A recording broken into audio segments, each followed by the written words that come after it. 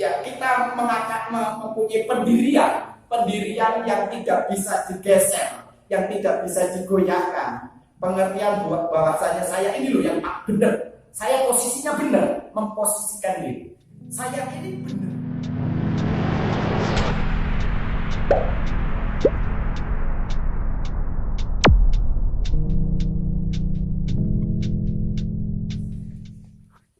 Kita tinggalkan dulu kitab Ratapan, kita beralih ke kitab Keluaran pasalnya yang ke-14. Kita akan baca di ayat yang ke-24. Saya akan bacakan, Bapak Ibu Saudara simak. Dan pada waktu jaga pagi, Tuhan yang di dalam tiang api dan awan itu memandang kepada tentara orang Mesir. Lalu dikacaukannya tentara orang Mesir itu. Jadi saudaraku, yang perlu kita pahami, yang perlu kita mengerti, bahwasanya awan pun juga adalah tempat kediaman Allah. Allah hadir dalam penyertaannya lewat tiang awan untuk membawa bangsa Israel berjalan menuju tanah perjanjian, yaitu tanah Kanaan. Saudaraku, ya, kalau kita melihat merupakan satu tragedi jika doa tidak sampai tembus kepada Tuhan. Ya, tentunya ada sebabnya. Ada persoalannya. Kenapa doa kok hanya mentok? Setelah mentok tidak sampai menembus. Ibaratnya sasaran anak panah yang dibidik itu langsung tidak tepat sasaran, mentok, ya, langsung nyeblok. Tahu nyeblok? Jatuh. Ya, mengapa bisa seperti itu? Padahal merupakan satu kerinduan, merupakan satu keinginan impian semua orang Kristen, bahkan di luar sana orang-orang yang mengaku dirinya punya Allah, kerinduannya setiap doanya dijawab oleh Tuhan. Tetapi ingat, ya, mengapa kebanyakan orang, baik orang dunia maupun orang Kristen, doanya kok seakan-akan tidak dijawab oleh Tuhan? Tentunya ada penyebabnya. Dan penyebab inilah yang akan kita pelajari melalui renungan kita pada pagi hari ini. Sehingga penyebab-penyebab doa yang tidak dijawab selama ini, bahkan mungkin bertahun-tahun, kita akan ubah. Sehingga doa kita tembus kepada tahta kemuliaan Allah. Nah, saudaraku yang dikasihi oleh Tuhan Yesus, ya, kalau kita melihat di zaman teknologi modern seperti sekarang ini, ya, teknologi modern berhasil menciptakan apa yang namanya handphone.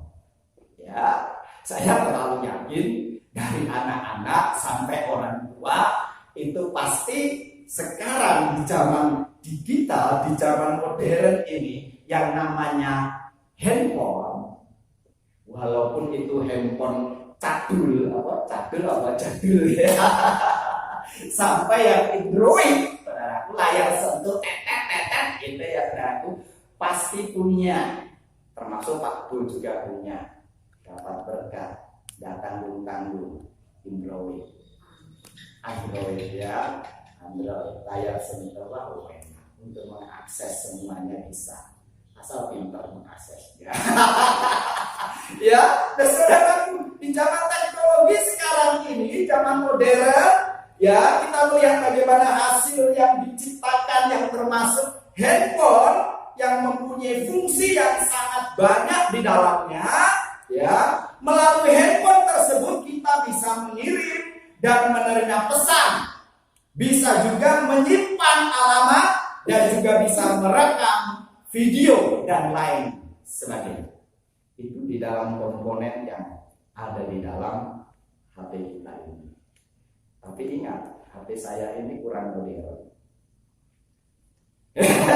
Kenapa? HP saya ini kurang modern. Ini giganya kurang gede.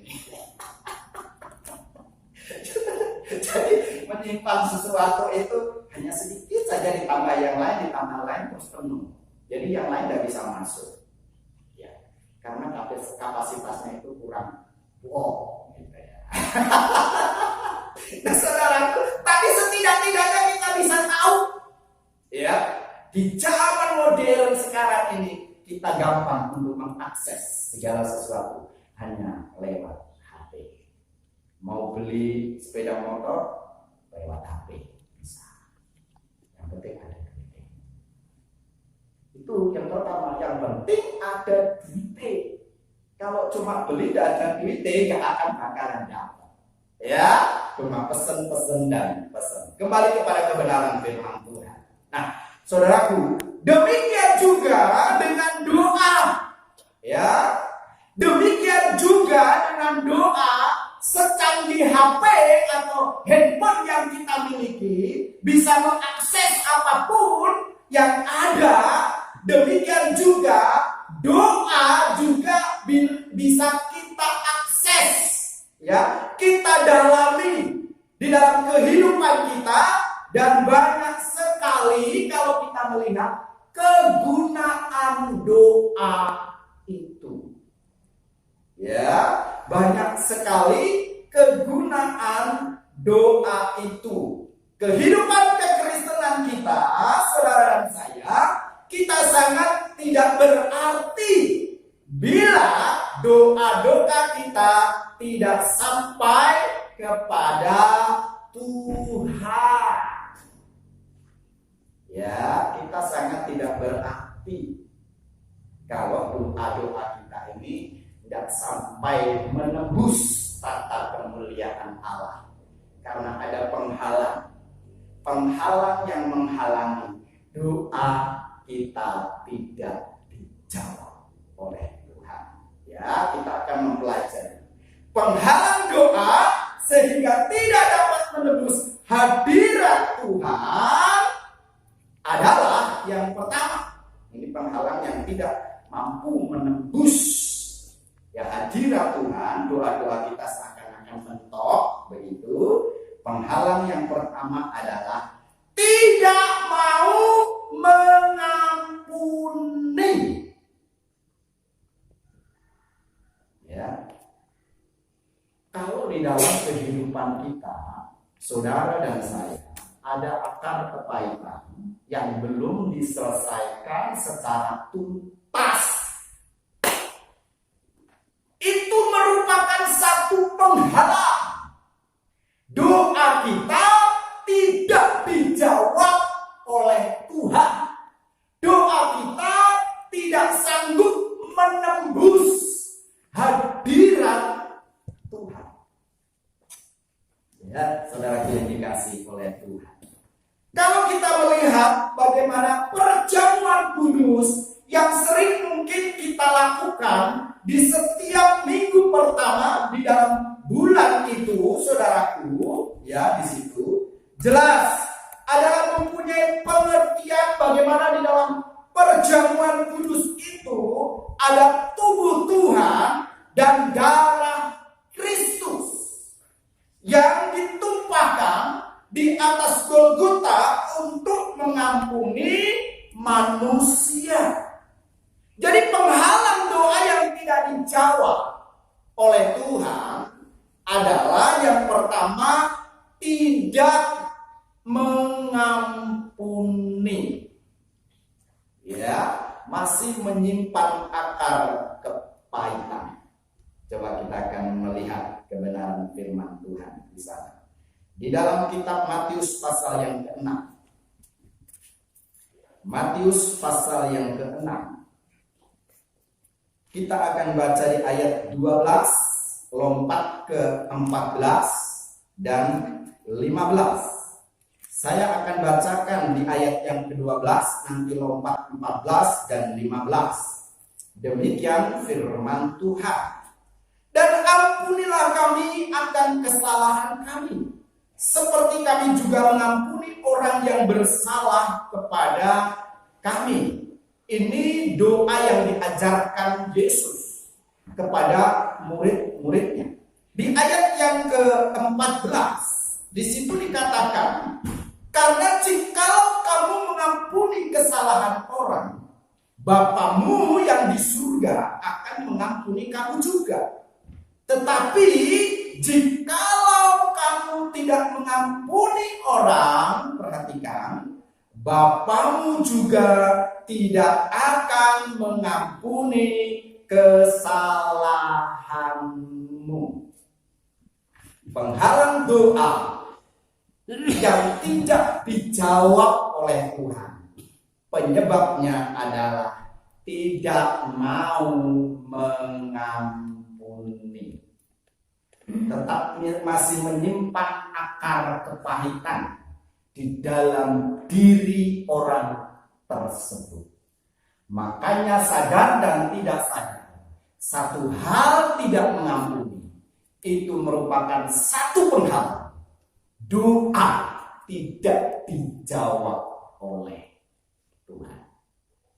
Dan sangat sesuatu yang harus benar-benar kita mengerti bagaimana di dalam kebenaran firman Tuhan. Tetapi jika kamu di ayat 15, tetapi jika kamu tidak mengampuni orang apapun kesalahan mereka, ya, baik yang disengaja maupun yang tidak disengaja, perhatikan, kalau kita tidak mengampuni kesalahan orang, di situ dikatakan Bapamu juga tidak akan mengampuni kesalahanmu. Walaupun mungkin posisi kita membela diri, saya yang benar. Mungkin seperti itu. Daging kita menuntut, dan iblis juga mengatakan, kamu yang benar. Kemarin malam, ya tadi malam bukan kemarin. Tadi malam setelah Bapak dengan Ibu dari tamu kita yang datang kemarin, saya katakan bahwasanya kalau di dalam kehidupan kita harus punya jiwa besar.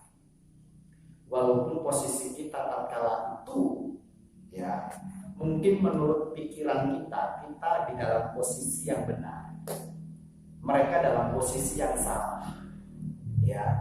Tetapi kalau itu kita gegei, atau gegei itu bahasanya, bahasa Indonesianya apa nih? Nah, walaupun mungkin secara kasat mata menurut pemandangan manusia itu benar, tetapi tidak benar di hadapan Tuhan. Ya, kita harus punya jiwa besar. Saya katakan sama kemarin malam sama itu harus datang kepada orang itu, menyampaikan apa yang ada di dalam hati dan pikiran kita selama ini. Kalau kita merasa tidak nyaman bersama-sama dengan orang, atau kita tidak merasa care dengan melihat wajah orang, ya artinya kalau kita sudah memiliki pemikiran-pemikiran yang seperti itu, kita juga berdosa, kita juga salah. Dan kalau itu tetap tersimpan rapi bertahun-tahun, saudaraku, ingat, orang yang tidak bisa mengampuni satu hal merupakan penghalang doa mereka tidak dijawab. Ya, tidak dijawab oleh Tuhan. Nah, saudaraku yang dikasihi oleh Tuhan Yesus, kita sering lupa atau kita sering alpa kepada Tuhan dengan tidak mau mengampuni orang lain. Kita sering menganggap remeh akan dosa karena tidak mengampuni. Sikap tidak mau mengampuni bersumber dari 3 hal. Ya, sikap tidak mau mengampuni itu bersumber dari 3 hal. Yang pertama, sumber tidak bisa mengampuni adalah karena kekerasan hati. Ya, udah ikut tadi. Wih, aku sih bener. Kau yang salah. Maunya kau yang teko, sujud-sujud, nyembah-nyembah, jalur sepuro. Sebenarnya hal ini adalah menyatakan bahwasannya orang itu memiliki kekerasan hati. Ya, orang yang tidak mau mengampuni ada bersumber 3. Dia memiliki kekerasan hati. Ya, padahal kekerasan hati itu adalah rusak di hadapan Tuhan. Ya, yang Tuhan inginkan bukan kekerasan hati, tetapi apa? Kelembutan hati. Yang siap mempunyai jiwa besar. Walaupun mungkin dirinya memposisikan saya yang benar, tetapi ego itu harus ditanggalkan. Kita mau melangkah berdasarkan kebenaran supaya doa jangan terhalang.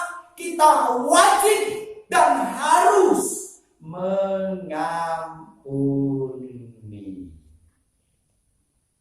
Tuhan sendiri sebagai Allah yang adalah benar keseluruhannya. Alkitab mencatat dia yang benar dijadikan tidak benar supaya membenarkan yang tidak benar menjadi benar.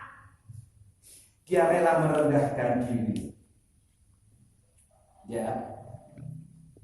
Sampai dipermalukan sedemikian rupa oleh orang-orang waktu itu 2000 tahun yang lalu dalam penyaliban Yesus. Dia diadili padahal dia tidak melakukan kesalahan. Dia divonis hukuman mati, sebenarnya tidak harus itu yang dia terima. Dia benar. Dan tatkala itu apa yang dikatakan, apa yang didapatkan saudaraku? Yesus dipermalukan. Tetapi walaupun demikian dia punya jiwa besar. Karena satu tujuan dia datang dari surga ke dunia hanya untuk menyelamatkan manusia. Sehingga tatkala dia dipermalukan, dia diperlakukan tidak manusiawi seperti itu, dia tatkala mau menghembuskan nafas, dia katakan, Bapa, ampunilah mereka. Artinya Yesus melepaskan roh ini. Bagaimana dengan kehidupan kita? Ingat, satu hal penghalang kalau doa kita tidak dijawab di antara yang lain adalah karena tidak bisa mengampuni. Itu merupakan penghalang. Sehingga walaupun ngototnya kayak ampun, ngototnya minta ampun, terus ini keluar semua urat-urat otot leher, bengok-bengok harus. Kalau masih ada akar kepahitan dan roh tidak mengampuni, ingat. Sampai kapan pun Tuhan katakan ini merupakan tembok penghalang. Ratapan katakan engkau menyeluruh bumi dengan Allah. Artinya berlindung, gak mau mendengar karena ada sesuatu yang belum dibereskan, yaitu tentang pengampunan. Oleh sebab itu dituntut kehidupan kita mengasihi lebih sungguh, mengampuni lebih sungguh. Memang merupakan hal yang tidak nyaman. Ya, daging ini menuntut, kamu yang benar, kamu posisinya benar, dia yang salah, maunya dia yang datang kepadamu sujud-sujud nyembah kayak gini, jalur sepuro. Padahal kalau kita memiliki roh kekerasan hati, sama dosanya. Sadar tidak sadar kalau kita memiliki mempertahankan ego, terus yang lain itu sama dosa. Dan dosa adalah merupakan penghalang. Nah, saudaraku yang dikasihi oleh Tuhan Yesus, ya, faktor 3 mengapa orang tidak bisa mau mengampuni adalah karena dia memiliki kekerasan hati. Yang kedua, tidak mau merendahkan diri, ya. Yang ketiga, tidak mau mencari dan menemui orang lain. Dosa selalu berakibat kutuk. Ya, makanya tadi saya katakan harus punya jiwa besar. Kita datangi, kita selesaikan. Kita akan rendahkan ego kita. Serendah-rendahnya kita datang kepada orang yang mungkin waktu itu kita merasa menaruh hati yang tidak enak. Walaupun mungkin posisi kita benar, kita tinggalkan dulu itu. Ego kita lepaskan. Kita datang, kita selesaikan. Walaupun mungkin kita diperlakukan seolah-olah, maaf kata, kayak pengemis. Tidak masalah. Yang penting kita sudah perdengarkan tujuan hati pikiran kita dan perdengarkan mulut kita kalau kita mau minta penyelesaian. Walaupun dia nggak katakan wis tak sepuro dosamu, wis gak usah dipermasalahkan, sing wis yo wis, saya dibuka lembaran baru. Mungkin kalau yang seperti itu muncul dalam perkataan orang itu, kita bersyukur. Tapi kalau orang itu hanya diam, itu karena kita sudah melangkah dengan iman, berarti di dalam pemandangan Tuhan kita sudah berusaha untuk menyelesaikan persoalan sakit hati dan tidak mengampuni. Itu sudah urusan lain.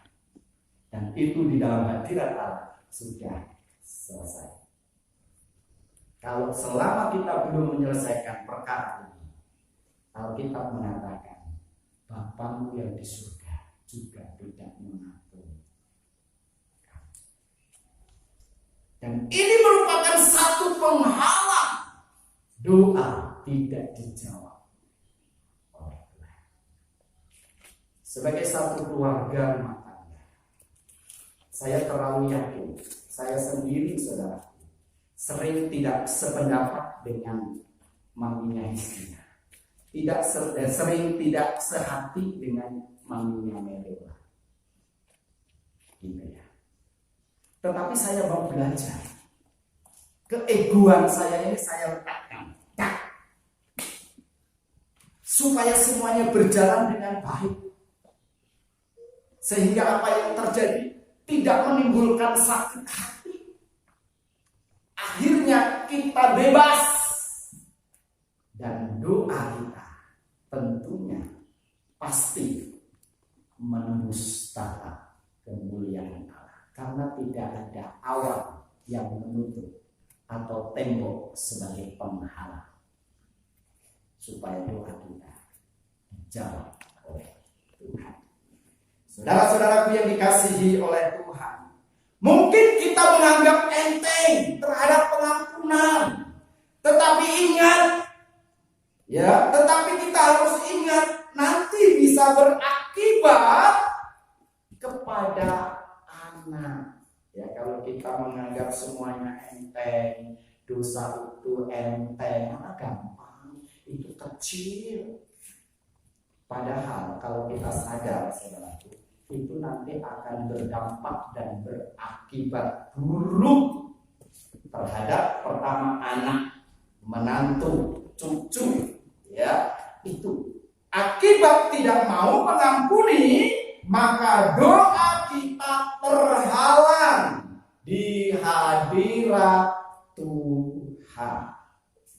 Yang kedua, penghalang kenapa doa kita tidak dijawab oleh Tuhan. Yang kedua, tidak memiliki iman yang penuh. Ya, habis doa terus timbul keraguan. wis mententang doa, wis yakin, terus melihat timbul keraguan. Itu artinya tidak 100% percaya kepada Tuhan. Ya, padahal ya hal ini kalau kita tidak memiliki iman yang penuh, ini diantara kedua penghalang pada pagi hari ini yang kita pelajari. Itu juga merupakan penghalang doa kita tidak dijawab oleh Tuhan. Coba kita akan lihat di dalam Injil Matius pasalnya yang ke-21. Ya, Injil Matius pasal yang ke-21 di ayat yang ke-22. Kita akan baca bersama-sama. Injil Matius pasal yang ke-21 di ayat yang ke-22. Kita baca bersama 2, 3. Dan apa saja yang kamu minta dalam doa dengan penuh kepercayaan, kamu akan menerimanya. Penghalang doa tidak dijawab adalah karena tidak memiliki iman yang penuh. Padahal Injil Matius mengatakan bagaimana supaya doa itu dijawab harus dengan penuh kepercayaan. Harus penuh kepercayaan, harus penuh keyakinan. Itu baru doa kita dijawab. Biasanya pemikiran kita ini benar-benar memberi celah kesempatan untuk iblis kembali mengecoh apa yang sudah kita doakan. Setelah kita berdoa, Tuhan begini, begitu. Setelah itu kita katakan amin, kita buka mata, pikiran bekerja lagi, iblis masuk. Ya, mengecoh doa yang sudah kita naikkan di hadapan Tuhan. Akhirnya apa doaku dijawab yo? Timbul keraguan, timbul kebimbangan, timbul ketidakpercayaan.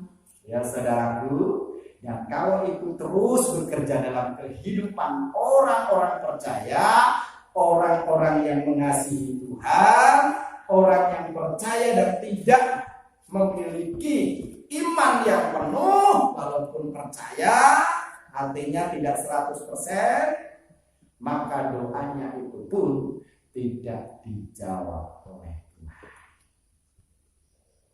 Ya, ketidakkepercayaan dan ketidak memiliki iman yang penuh itu menjadikan satu penghalang doa kita tidak dijawab oleh Tuhan. Karena Tuhan inginkan kalau kita berdoa kita penuh keyakinan. Jangan sampai bimbang, jangan sampai ragu-ragu, dan jangan sampai membuat celah untuk iblis terus menguasai pikiran kita sehingga kita tidak yakin akan hal itu.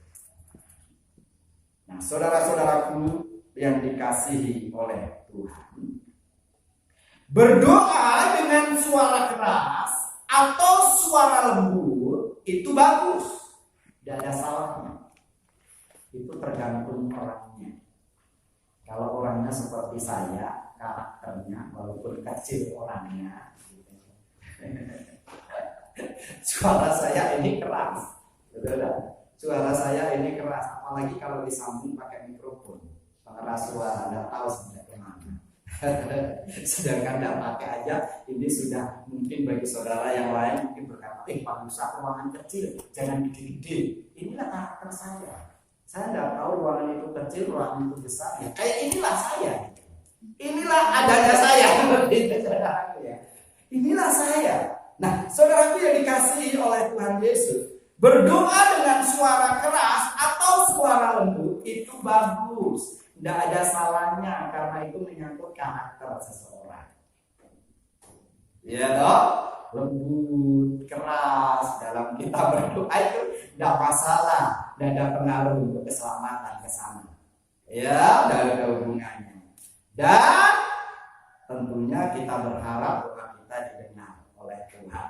Ya, tetapi ingat saudaraku, Tuhan tidak ditentukan oleh volume suara kita. Ya, ada orang tolong nama Yesus, tolong nama Yesus. Ada yang udah berdoanya di dalam nama Yesus. Semuanya baik, tetapi ingat, Tuhan tidak ditentukan oleh besarnya suara, volume yang kita keluarkan. Enggak. Tetapi saudaraku, Tuhan sangat terpengaruh oleh iman kita. Ingat, seorang ibu-ibu yang sakit pendarahan, dia tidak ngomong banyak-banyak, dia hanya berpikir dalam hati, tetapi connect dengan hatinya Tuhan. Imannya penuh kepercayaan, tidak ragu-ragu, menguatkan hati pikiran, dan dia berani melangkah. Dalam pikiran dia berkata, asal ku jamah. Tidak bengong-bengong, tidak promosi. Dia punya keyakinan, asal ku jamah saja, jubai jubahnya, aku pasti sembuh. Dan apa yang terjadi? Iman yang penuh dengan kepercayaan inilah yang sanggup menggerakkan hati Allah. Sehingga walaupun tidak ngomong doanya lebar-lebar, panjang-panjang, bagus, tertata rapi, dia katakan asal ku jamah jubah-jubahnya, aku sembuh. Benar. Alkitab katakan benar itu. Sembuh. Ya. Suara keras baik kalau berdoa, suara lembut juga baik kalau berdoa, tetapi Tuhan tidak tentukan suara keras, suara lembut, volume yang kita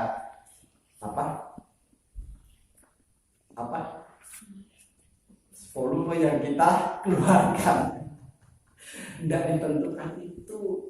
Tetapi Tuhan lebih tertarik, lebih terpengaruh oleh iman kita. Iman dihasilkan oleh firman Allah.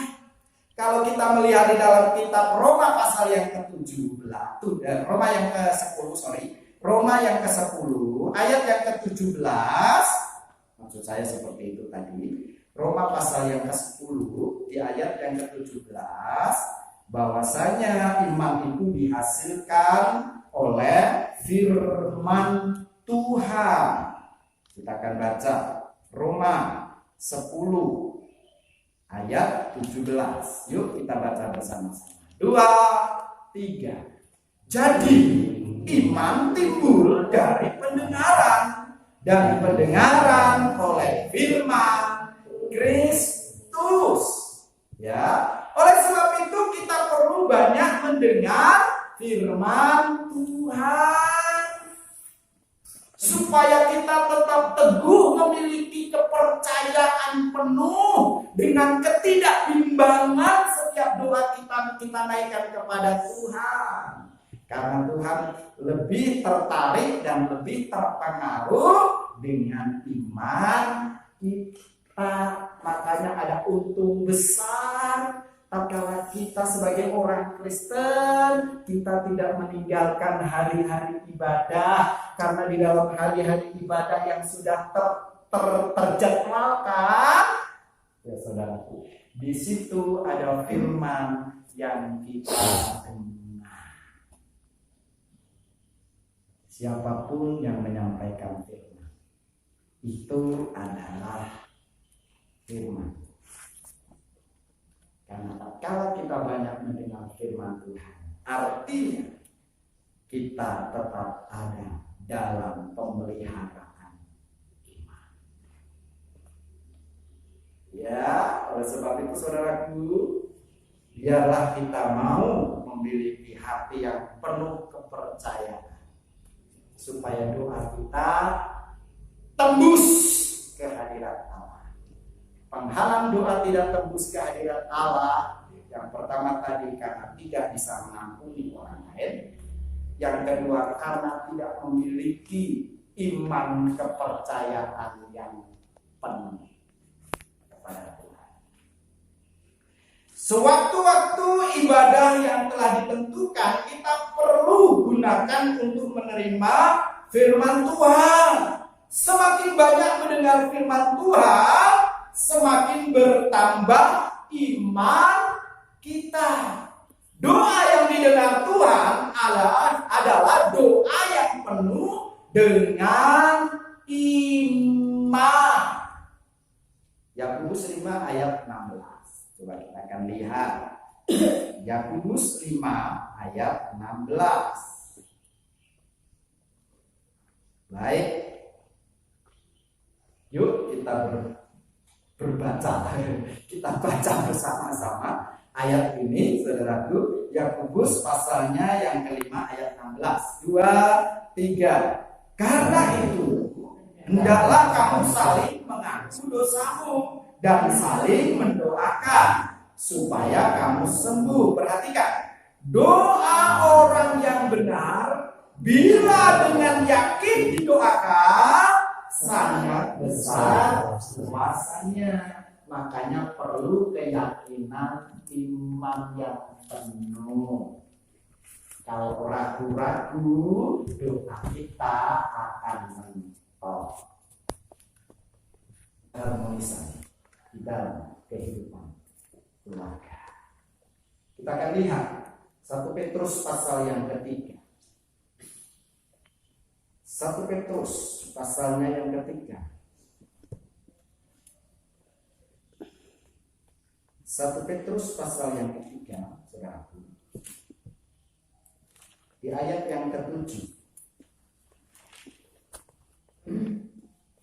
Yuk kita baca bersama-sama dengan hitungan ketiga serentak. 2, 3.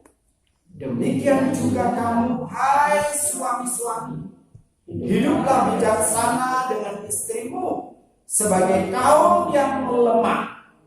Hormatilah mereka sebagai teman pewaris dari kasih karunia. Perhatikan, yaitu kehidupan, supaya doamu jangan terhalang.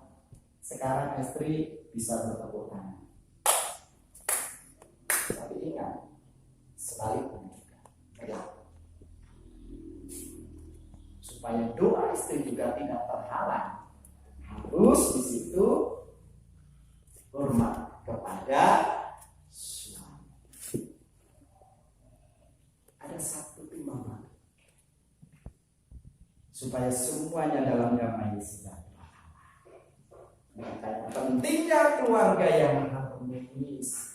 Kata-kata yang dulu pernah terucapkan tatkala baru pertama kali PDKT, surat-suratan, saya terlalu yakin di situ ada kata yang manis, yang menggugah hati.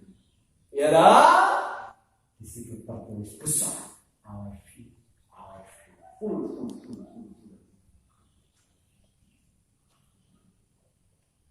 Nah, kalau itu terjaga, I love you full, ya sudah, kita akan membawa kehidupan kita menuju hidup dalam keluarga yang diberkati oleh Tuhan. Saudaraku, pada waktu saya setelah keluar dari teologi, ya saya pernah ceritakan, mungkin saya sudah punya istri, saya sudah punya anak, walaupun masih anak satu, Mary. Saya membantu pekerjaan Tuhan sebagai staf pembelaan di satu gereja besar di Kota Solo. PK saya dalam 1 bulan 100.000. Tuhan, 100.000. Mary ini masih kecil, masih mau merangkak. 100. Dan kewajiban sebagai pelayan Tuhan serta pengembalaan harus membayar persepuluhan.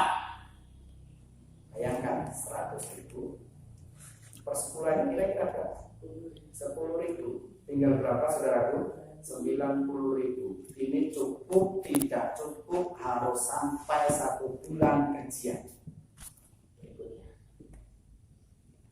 Setiap hari saya harus ngantor. Sore saya harus pelayanan.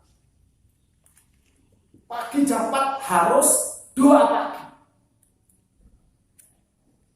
Belum termasuk uang segitu untuk persembahan. Botak aku. Betul enggak? Botak aku. Tapi ternyata memang botak. Kalau saudara lihat saya botak enggak? Enggak. Saya sadar saya botak. Ya, zaman-zaman itu saudaraku, 100.000 kepotong ini, kepotong itu. Secara pikiran dunia, ngapain? Ya, ngapain? Terus kayak apa ini?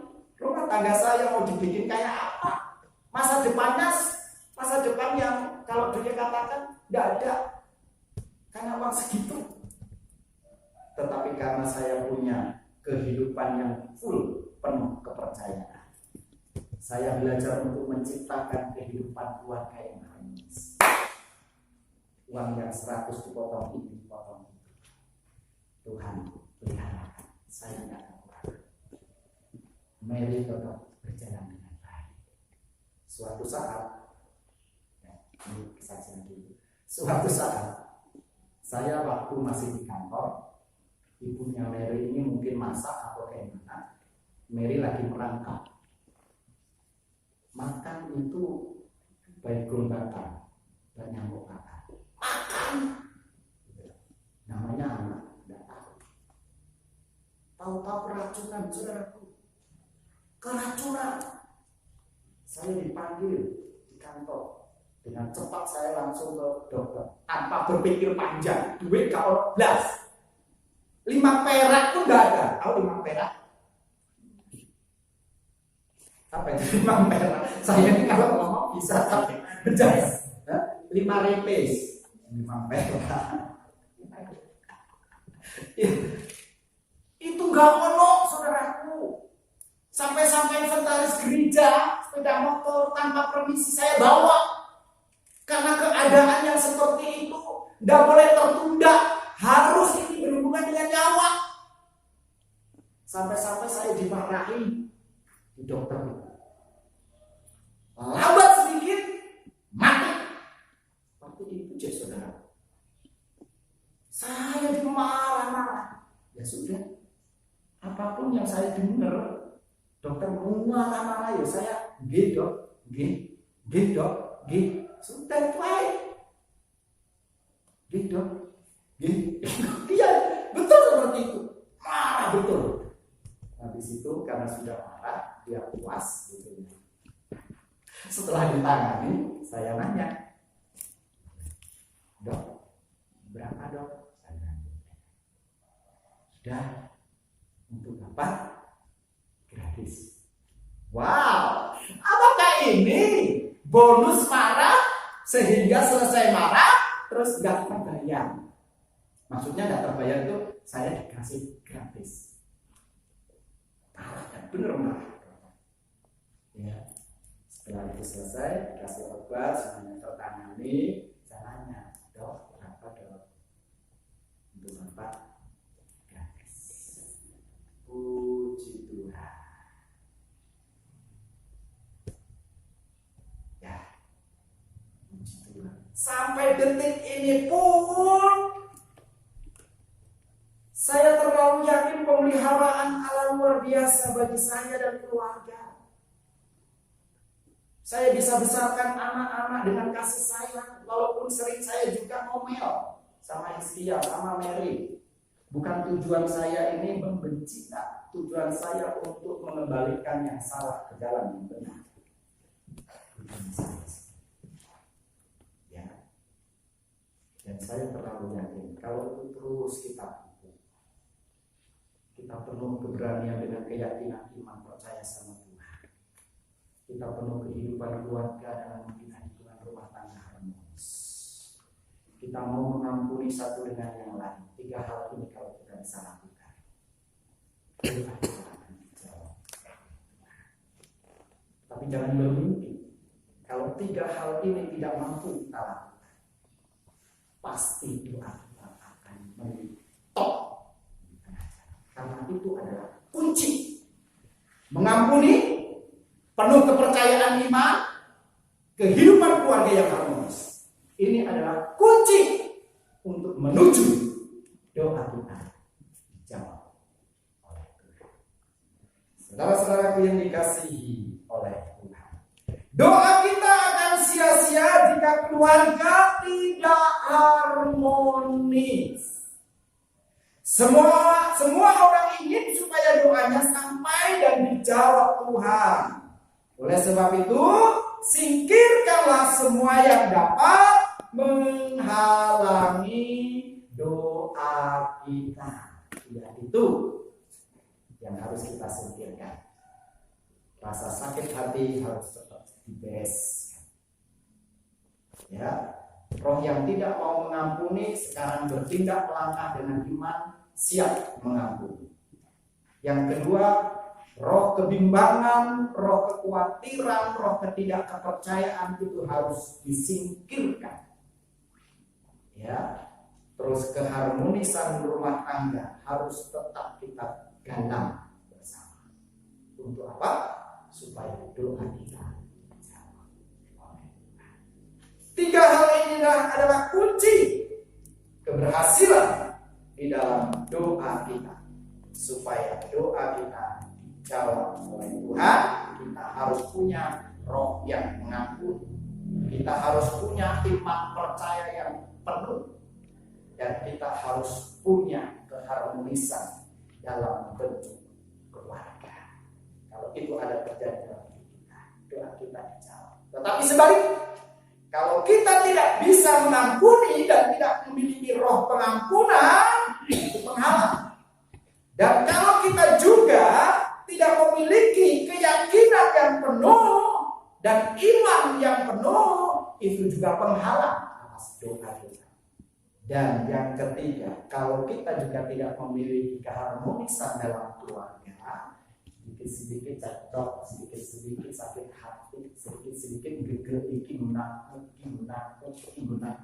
gak jadi, doanya pasti jauh.